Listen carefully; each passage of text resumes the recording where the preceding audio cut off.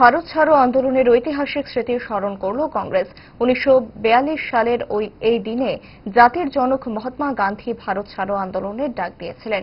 সে ঐতিহাসিক দিনটিকে স্মরণ করতে আজ প্রদেশ কংগ্রেস ভবনের সামনে মহাত্মা গান্ধী সহ অন্যান্য মহান দেশপ্রেমিকদের প্রতিকৃতিতে ফুলমালায় শ্রদ্ধা জানান দলীয় নেতৃত্বরা।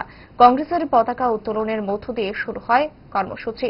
সেখানে উপস্থিত ছিলেন কংগ্রেসের এআইসিসির সদস্য, কংগ্রেস বিধায়ক সুদীপ রায় বর্মন, ছিলেন দলের বিভিন্ন স্তরের অন্যান্য নেতৃত্ব। পরে হাতে জাতীয় পতাকা নিয়ে কংগ্রেস ভবন থেকে পদযাত্রা করে গান্ধীঘাটের শহীদ বেদিতে গিয়ে মহান শহীদদের স্মৃতিস্তম্ভে শ্রদ্ধা জানিয়ে আসেন কংগ্রেস নেতৃত্ব।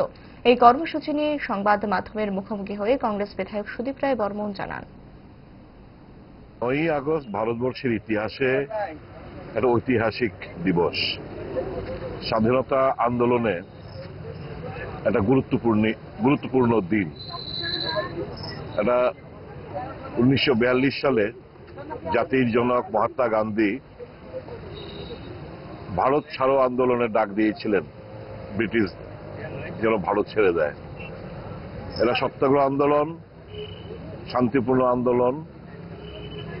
লাখ লাখ মানুষ এই ভারত ছাড়ো আন্দোলনে সামিল হয়েছে এবং স্বাধীনতা অর্জনের এই ভারত ছাড়ো আন্দোলন একটা মহত্বপূর্ণ ভূমিকা রাখে। এই দিনটিকে আমরা জাতীয় কংগ্রেস শ্রদ্ধার সাথে আমরা উদযাপন করে আসি।